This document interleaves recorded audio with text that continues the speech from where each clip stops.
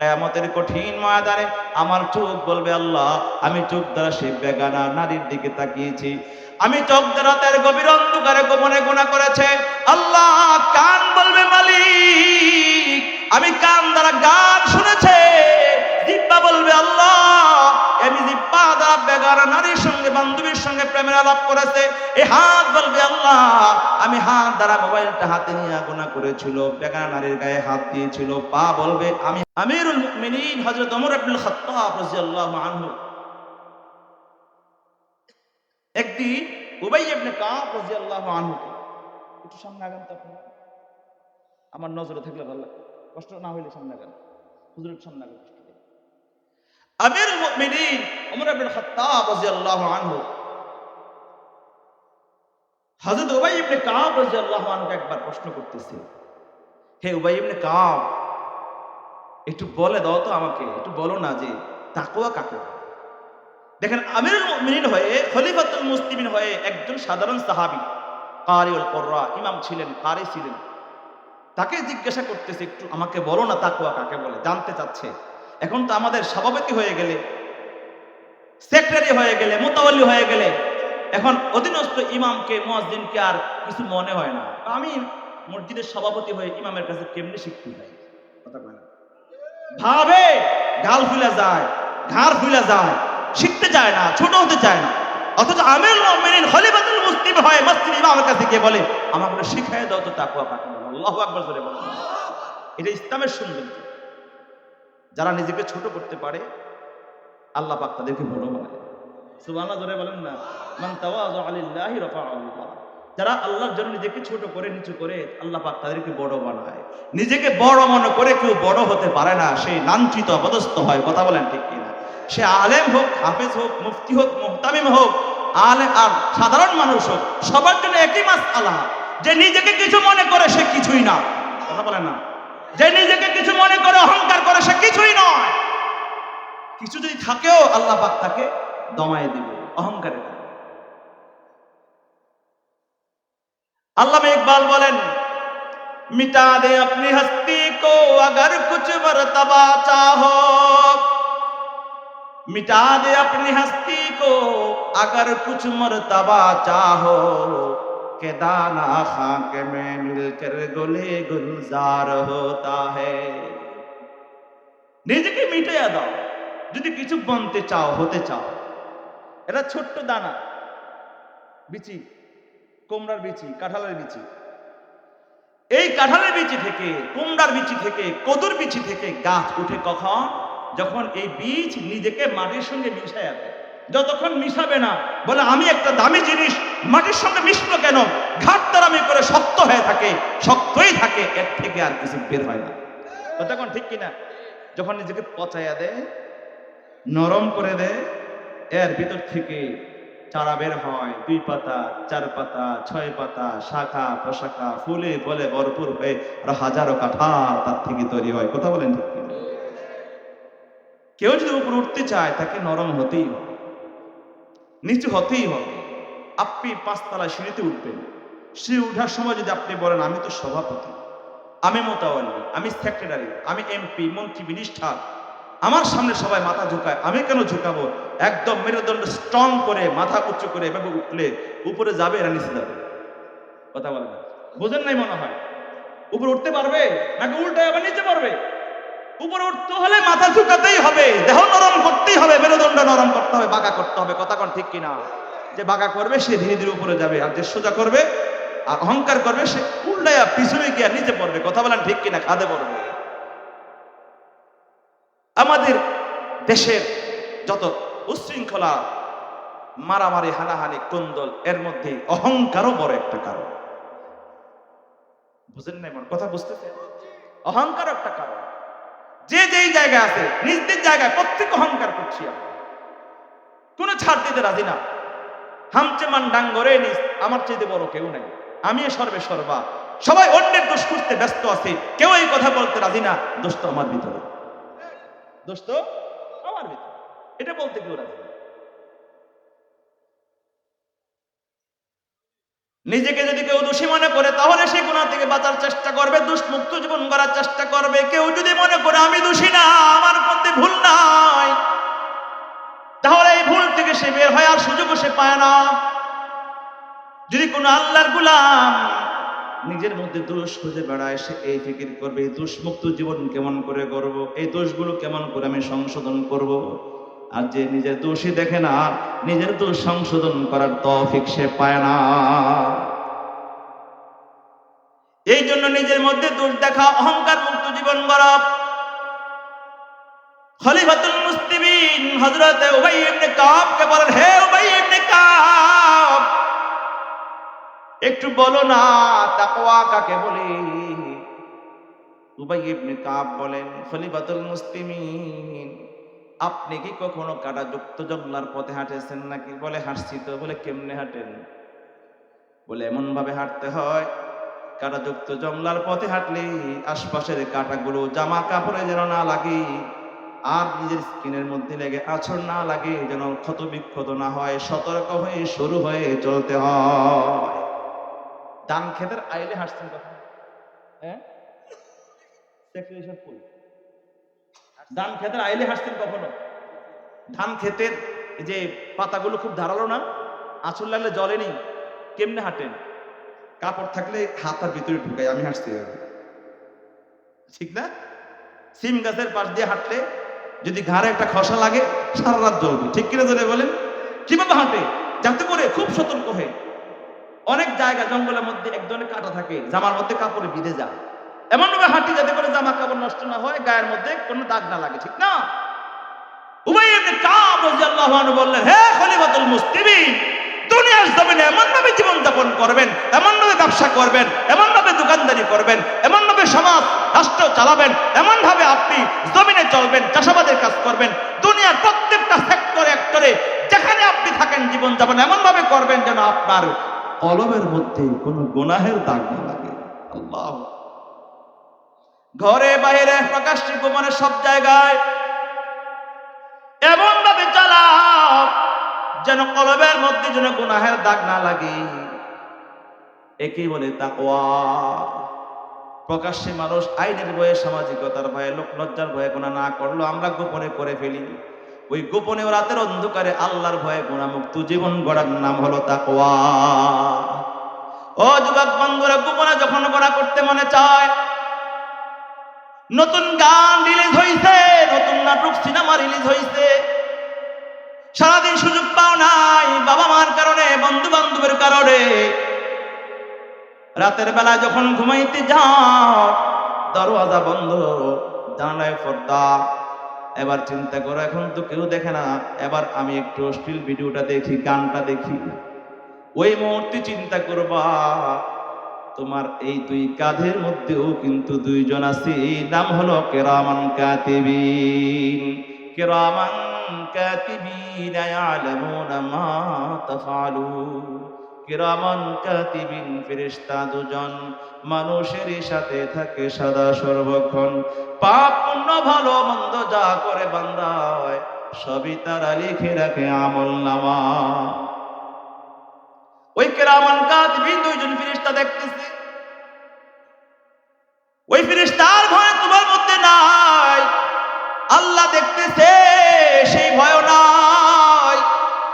ও যুবক, তুমি যেমন মোবাইলে মেমোরি থেকে তুমি ভিডিও দেখো, ওই সময় এই চিন্তা করবা, যে চোখ দ্বারা আমি এই নগ্ন নারীদের নাচ দেখবো, টিকটক দেখবো, কোমরধ্বনি দেখবো, যে কান দ্বারা গান শুনবো, ওই কান, ওই চোখ, এই হাত, এগুলো কে দিয়েছে? জোরে বলেন না।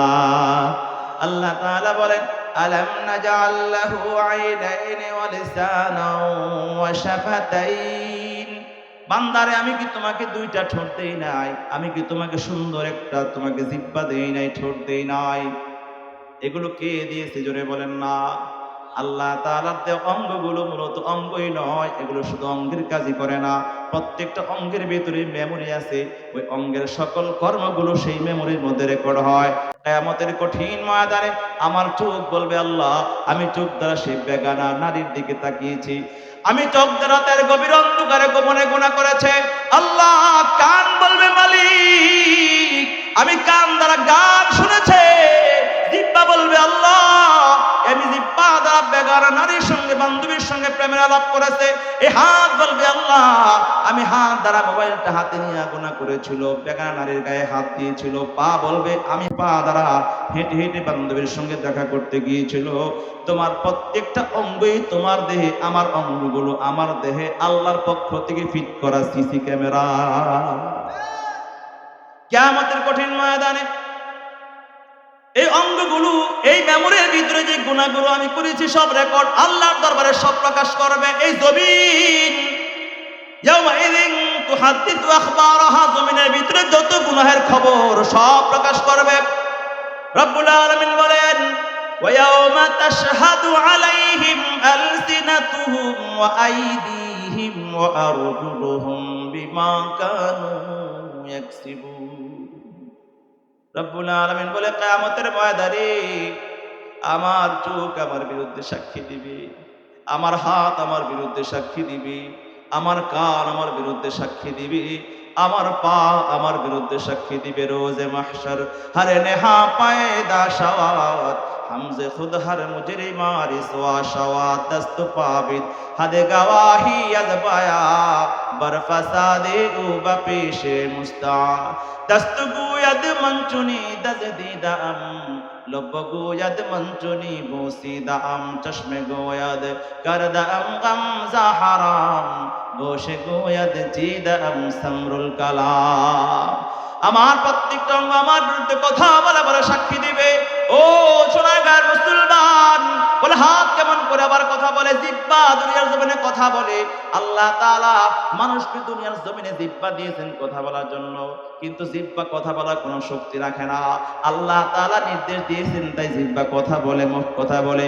কিন্তু আল্লাহ তাআলা যে চায়, নির্দেশ দেয়, আমার চোখ কথা বলবে, কান কথা বলবে, হাত কথা বলবে। জোরে বলেন ঠিক কিনা? স্পিকিং পাওয়ার, কুওয়াতে তাকাল্লুম, কথা বলার শক্তি আল্লাহ দুনিয়ায় পা হাত জবানকে দিয়েছে। কিন্তু হাজারো মানুষ আছে, জিহ্বা আছে, কথা বলতে পারে না, কান আছে, শুনতে পায় না, চোখ আছে সুন্দর, দেখতে পায় না।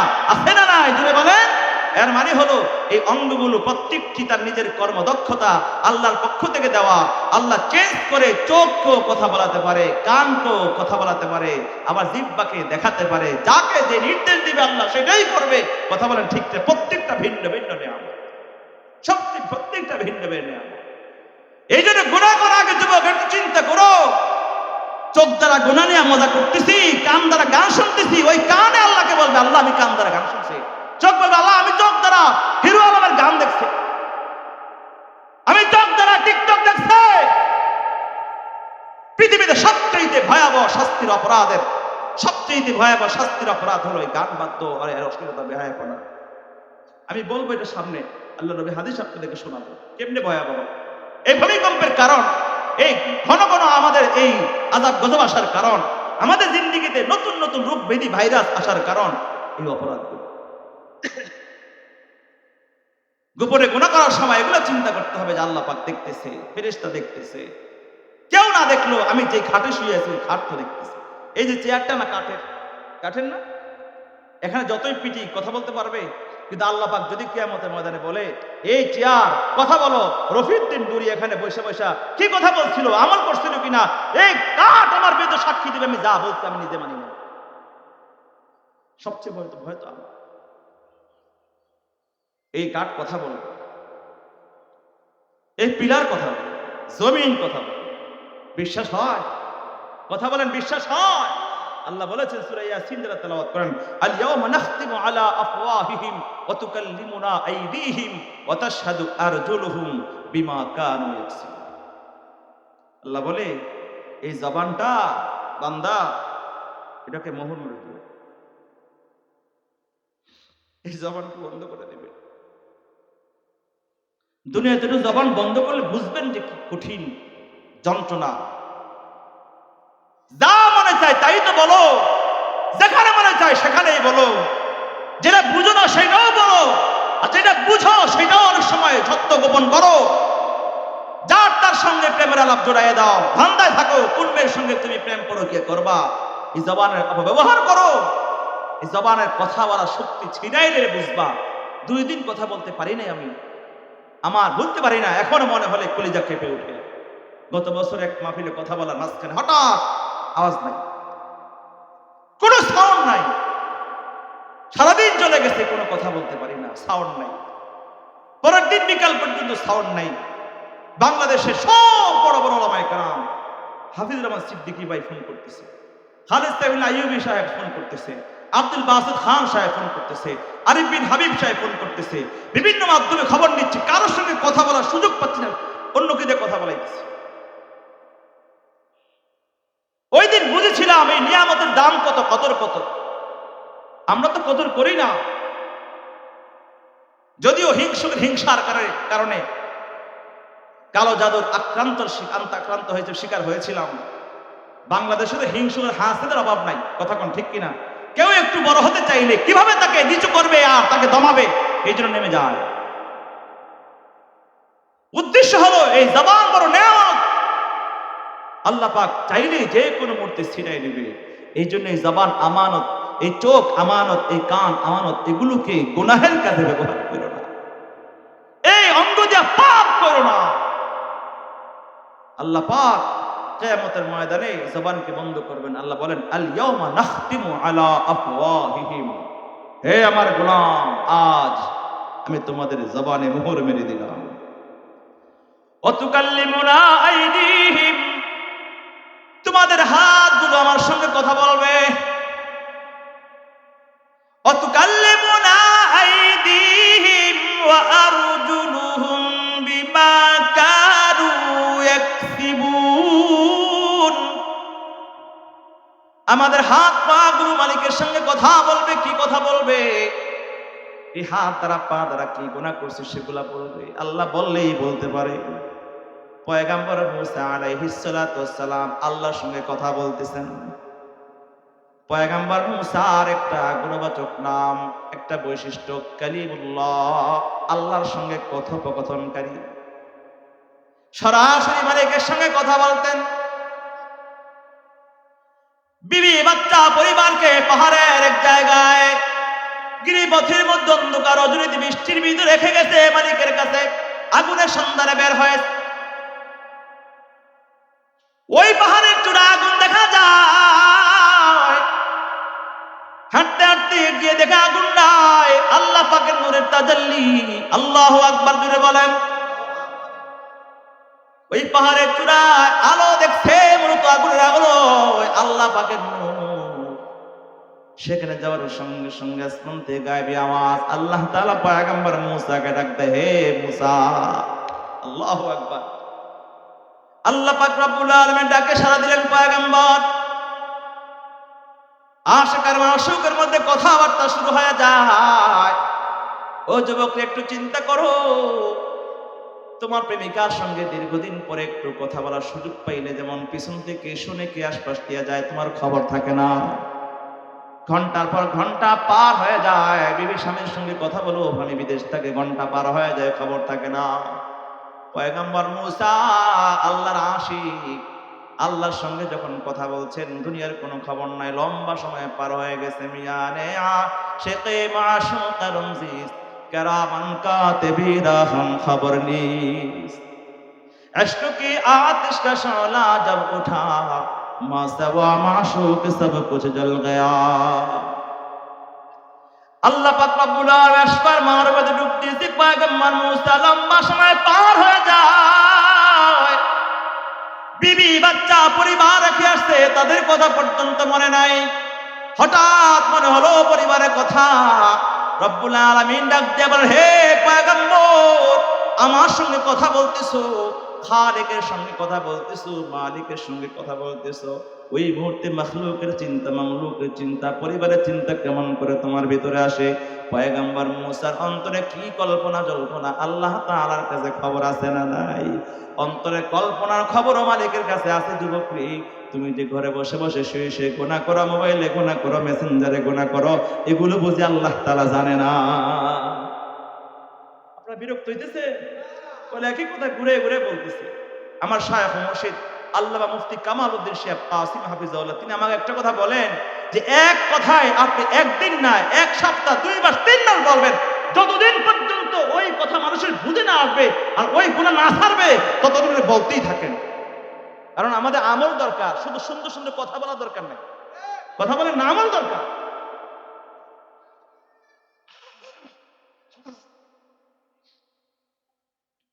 আমার শায়েখের কথা যদি বললাম, আল্লাহ পাক এমন এক শায়েখ আমাকে মিলাইছেন, এমন এক শায়েখ আল্লাহ পাক আমাকে মিলাইছেন, যার সামনে গিয়া বসতেই কলিজার মধ্যে এভাবে নাড়াচাড়া তৈরি হয়, চোখে পানি চলে আসে। আপনাদের সোনারগাঁয়ের মানুষের তো আলহামদুলিল্লাহ অনেক বড় নেয়ামত, আমাদের শায়েখের যেই মারকাজ এবং খানকা আপনাদের সোনারগাঁই হচ্ছে, আলহামদুলিল্লাহ বলেন না। আমি শুধু নামটা বলে রাখলাম, সামান্য পরিচয় দিলাম, কখনো মোলাকাত হওয়ার সুযোগ যদি হয় তাহলে আমার কথার সঙ্গে মিলাবেন যে আল্লাহ পাক কি এক নিয়ামত এই সোনারগাঁয়ে আল্লাহ পাক দিতেছে। বাংলাদেশের প্রত্যন্ত অঞ্চল, লালমনিরহাট, পঞ্চগড়, ঠাকুরগাঁও, দিনাজপুর, হিলি, ওই সমস্ত অঞ্চলে আমার শায়েখের নেতৃত্বে তত্ত্বাবধানে প্রত্যেক বছরেই দিনাজপুরে হয়, নাটোরে হয়, নওগাঁতে হয়, লালমনিরহাটে হয়, পঞ্চগড় হয়। এই কয়েকদিন আগে নাটোরে 3 দিন ব্যাপী ইজতেমা হয়েছে, 30,000 মানুষ 3 দিন একসাথে আমরা থেকেছি, খাওয়া দাওয়া করছি। প্রত্যেকটা অঞ্চলে যাওয়া আসা করতেছি, হাজারো মানুষ খ্রিস্টান হয়ে যাচ্ছে, কাদিয়ানী হয়ে যাচ্ছে, বেঈমান হয়ে যাচ্ছে। এই উম্মতের দরদ এদেরকে কিভাবে দিনের পথে আনা যায় সেই ফিকির নিয়ে আল্লাহর বান্দা কাজ করতেছে। ঢাকায় রায়েরবাগে খানকা জামিয়াতুল আনোয়ার, ওই মাদ্রাসা ছোট্ট জায়গা, বড় জায়গার অনেকদিন পর্যন্ত দোয়া করতেছিলেন। গত বছর ওমরাতে আমরা 160 জন, গত বছরের আগের বছর গিয়েছিলাম জাবাল রহমত তায়েফের আরাফার ময়দানে, এই পাহাড়ের উপরে দাঁড়িয়ে দোয়া করেছে, আল্লাহ একটা বড় জায়গার ব্যবস্থা করে দাও যেখানে একসাথে লক্ষ লক্ষ মানুষ বসে দিনের মোজাকারা করতে পারি, কান্নাকাটি করতে পারি। আল্লাহ পাক ওই জায়গা আপনাদের সোনারগাঁয়ে নয়াপুরের থেকে এই একটু ভিতরের দিকে, নয়াপুর বাজার থেকে এই আধা কিলো ভিতরে পশ্চিম দিকে আল্লাহ মিলাইছেন। 17 বিঘা জমি একসাথে রেজিস্ট্রি হয়ে গেছে, কাজ শুরু হয়ে গেছে। এখানে বিশাল বড় মসজিদ, খানকা, মাদ্রাসা, গোরস্থান হবে, আর আপনারা একসাথে লক্ষ লক্ষ মানুষ বসে কান্নাকাটি করতে পারবেন। আলহামদুলিল্লাহ বলেন না, আলহামদুলিল্লাহ। ওই মজমায় গেলে বুঝবেন যে আমার শায়েখের কি রুহানি তাজাল্লি, কি রুহানিয়াত। আল্লামা শাহ আহমদ শফি রহমতুল্লাহ আলাইহি, আল্লাহ তাআলা শাইখুল ইসলামের যে রুহানি ফয়ুজাত গুলো মনে হয় যেন সবগুলো হাতে ধরে আমার শায়েখের কলমে দিয়ে গেছে, আলহামদুলিল্লাহ। হাকিম আক্তার সাহেব রহমতুল্লাহ আলাইহি, করাচির হযরতের সাহেবজাদা হাকিম মোহাম্মদ আজহার সাহেব দাওয়াত বরকাতুহু এজাজত দিয়েছেন, ফয়ুজাত বরকাত দিচ্ছেন। অনেক বড় বড় মাশায়েখদের ফয়ুজাত নিয়ে কাজ করতেছেন। এই শায়েখের একটা কথা আপনাদের শুনলাম, দাওয়াত দিলাম। প্রত্যেক মাসে এই সাইনবোর্ড সাহেব পারাবর মসজিদে মাসের শেষ শুক্রবারে স্থায়ী মজমা হয়। মঞ্চের একসময় ঘুরে দেখে এসেন কি পরিমাণ রুহানিয়ত আর মানুষের ফায়দা হয়, কি পরিমাণ চোখের পানি ঝরে। আর যে একবার সেখানে যায়, ঢুকে একদম পরিপূর্ণ দিল পরিবর্তন করে তওবা করে সম্পূর্ণ গুনাহমুক্ত হয়ে বের হয়, আলহামদুলিল্লাহ। আল্লাহ পাক রব্বুল আলামিনের সঙ্গে আসপার মারফতের কথা বলছেন পয়গম্বর মুসা। লম্বা সময় পার হয়ে গেছে, হঠাৎ পরিবারের কথা মনের মধ্যে আসছে। আল্লাহ বলে, মুসা আমার সামনে দাঁড়ায় তুমি তুমি পরিবারের চিন্তা করো, তুমি ভাবতেছো তোমার বাচ্চাদের কি হবে, পরিবারের কি হবে। ও মুসা, এমন এক মালিকের খালিকের সামনে তুমি দাঁড়ায় আছো, একই সাথে দুনিয়ার সব মাখলুকের খবর আমি মালিকের কাছে আছি। আল্লাহু আকবার। আমি কারো কথা ভুলি না, আমার নজর দিয়ে কেউ বাইরে নয়, সবকিছু এলেম আমার ভিতরে আছে, আমি সব জানতেছি, দেখতেছি, ব্যবস্থা নিচ্ছি, চিন্তার কোনো কারণ নাই। বিশ্বাস হয় না? বলে তোমার হাতে কি? বলে পাথর। হাতের কি? লাঠি। সামনে কি? বলে সামনে পাথর। পয়গম্বর মুসাকে আল্লাহ তাআলা বলে, এই লাঠি দিয়া পাথরের মধ্যে একটা বাড়ি দাও। সুবহানাল্লাহ। কথা বুঝতেছে? পয়গম্বর মুসা ওই লাঠি দিয়া পাথরের মধ্যে একটা বাড়ি দিয়েছে, সঙ্গে সঙ্গে পাথর দ্বিখণ্ডিত হয়ে গেছে। তাকায় দেখে ওই পাথরের ভিতর থেকে আরেকটা পাথর বের হয়েছে। সুবহানাল্লাহ বলতে রব্বুল আলামিন বলেন, মুসা ওই দ্বিতীয় পাথরের মধ্যে আরেকটা আঘাত করো। পয়গম্বর মুসা দ্বিতীয় পাথরের মধ্যে একটা আঘাত করে সঙ্গে সঙ্গে দ্বিখণ্ডিত হয়ে যায়। ওই দ্বিতীয় পাথর থেকে তৃতীয় আর একটা পাথর বের হয়। আল্লাহ বলে, মুসা ওই তৃতীয় পাথরে আরেকটা আঘাত করে বাড়ি দাও। পয়গম্বর মুসা দ্বিতীয় পাথরের মধ্যে বাড়ি দিলেন, তৃতীয় পাথরে বাড়ি দিলেন। ওই তৃতীয় পাথর যখন দ্বিখণ্ডিত হয়ে যায়, আল্লাহু আকবার কাবীরা, পয়গম্বর মুসা তাকায় দেখে ওই তৃতীয় পাথরের মধ্যে আল্লাহ পাক রব্বুল আলামিনের ছোট্ট একটা মাখলুক, একটা ছোট কীট পোকা সেখানে দাঁড়ায় আছে, আর তার মুখের মধ্যে সবুজ ঘাস দেখা যায়। আল্লাহু আকবার জোরে বলেন না। কাদের কুদরত দারি হরচে খাহিয়া কুরি, কাদের কুদরত দারি হরচে খাহিয়া কুনি, মুর্দা রাজা তু বেবখশি জিন্দা রাবে জাকুনি, জিন্দা কোনে আতায়ে তু ওয়ার বখশি ফিদায়ে তু, দিল শুদা মুবতলায়ে তু হরচে কুনি রিদায়ে তু। তিনটা পাথরের ভিতরে আল্লাহ পাক রব্বুল আলামিন ছোট্ট একটা পোকা লালন পালন করতেছেন, তার মুখে সবচেয়ে তার প্রিয় খাবার সবুজ ঘাস পৌঁছায় দিলেন কে? জোরে বলেন না কে? তাহলে তিনটা পাথরের ভিতরে এই পোকাকে লালন পালন করেন কে? তার খবর রাখেন কে?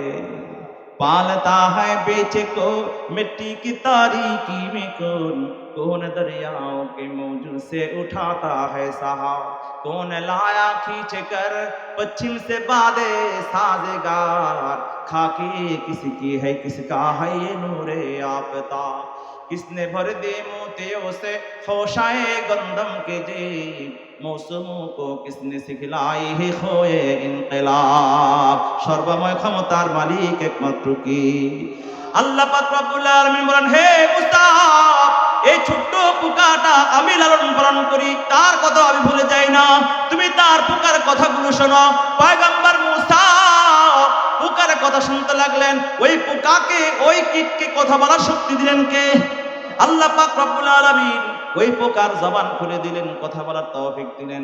আল্লাহর নির্দেশে পোকা কথা বলতেছে, সুবহানা মান ইয়ারানি, আল্লাহু আকবার বলেন না, সুবহানা মান ইয়ারানি ওয়া ইয়াসমাউ কালামি ওয়া ইয়ারযুকুনি ওয়া লা ইয়ানসানি। ওই মহান রব্বুল আলামিনের পবিত্রতা, যিনি আমার কথা শোনেন, যিনি আমাকে দেখেন, আমার খাবারের ব্যবস্থা করেন, যিনি আমার কথা ভুলে যান না। আল্লাহু আকবার, আল্লাহু আকবার। পয়গম্বর মুসা কে রব্বুল আলামিন বুঝাই দিলেন, হে মুসা, এই ছোট্ট একটা পোকাকে আমি ভুলি না, যদিও 3 স্তরে পাথরের ভিতরে তার জীবন যাপন, তার কথাও আমি ভুলি না, তোমার পরিবারের কথা আমি ভুলি না, কোন বান্দার কথা আল্লাহ তাআলা ভুলে না। আল্লাহ ঘুমায় না, আল্লাহ তন্দ্রাও যায় না, আল্লাহ গাফেল থাকে না। ও যুবক বন্ধু, ও মুসলমান বন্ধুরা আমার, ও বৃদ্ধ বাবাজিরা, যারা এই যেখানে যে অবস্থায় আমরা গুনাহ করতে থাকি, আল্লাহর নাফরমানি করি, যত গোপনে করি না কেন, আল্লাহ তাআলার দৃষ্টিতে কোনো কিছু গোপন নয়, সব কিছুর খবর মালিকের কাছে আছে না না? যদি আল্লাহ পাক রব্বুল আলামিনের কাছে খবরগুলো থাকে, এবার একটু চিন্তা করো, আল্লাহ পাক রব্বুল আলামিন আমাদেরকে জিজ্ঞাসা করবেন, আমরা তো যে কোনো মুহূর্তে দুনিয়ার জমিন থেকে চলে যাব, অন্ধকার কবরে, হাসরে কঠিন ময়দান, মালিকের সামনে যখন দাঁড়াবো, আল্লাহ তাআলা যদি প্রশ্ন করে, যুবক, এত সুন্দর যৌবনকাল তোকে দিয়েছিলাম, এত সুন্দর চক্ষু দিয়েছিলাম, এত সুন্দর কান দিয়েছিলাম, ইয়া আইয়ুহাল ইনসান মা গররাকা বিরাব্বিকাল কারীম আল্লাযী খালাকাকা ফাসাওয়াকা ফাআদালাকা ফি আইয়ি সূরাতিন মা শাআ রাক্কাবাক। আল্লাহ পাক রব্বুল আলামিন থেকে তোমাকে কোন দৃঢ় গাফেল করে দিয়েছিল? তোমাকে আমি চক্ষু দেই নাই, তোমাকে কি আমি সুন্দর কান দেই নাই, তোমাকে আমি সুন্দর ঠোঁট দেই নাই, আসমান বানায় দেই নাই, জমিন বানায় দেই নাই, বিছানা, আসমানকে ছাদ, এই তারকাগুলাকে লাইটিং করে সুন্দর দুনিয়া আলো দেই নাই, দিনের আলো রাত্র অন্ধকার আরাম করা করার জন্য কি দেই নাই? আল্লাহ পাক রব্বুল আলামিন এত নাজ নেয়ামত দিয়ে লালন পালন করে নিয়ামতের কথা উল্লেখ করে করে যদি বান্দা আমাকে তোমাকে প্রশ্ন করে, যুবকরি এই নিয়ামতগুলো বক্ষণ করে কেমনে তুমি আমার নাফরমানি করেছো, জবাব দাও। বান্দারে যুবকরি, আল্লাহর কাছে আমরা কি জবাব দিব? আল্লাহর কাছে জবাব দেওয়ার জন্য দাঁড়াতে হবে কি হবে না? জোরে বলেন না। এই দুনিয়া থেকে যেতে হবে কি হবে না? জোরে বলেন না। मौत को समझा है गाफिल इख्तितामे जिंदगी, मौत को समझा है गाफिल इख्तितामे जिंदगी, है ये शामे जिंदगी सुबह दवा में जिंदगी, एक दिन मरना है आखिर मौत है, कर ले जो करना है आखिर मौत है। मौत को तुम दूर समझो, मौत है हर दम करीब, कौन होगा यार तेरा दूर जाने के लिए। এই জন্য গুনাহমুক্ত জীবন গড়ো, আল্লাহ পাক দুনিয়া শান্তি দিবে, আযাব গজব থেকে বাঁচাবে।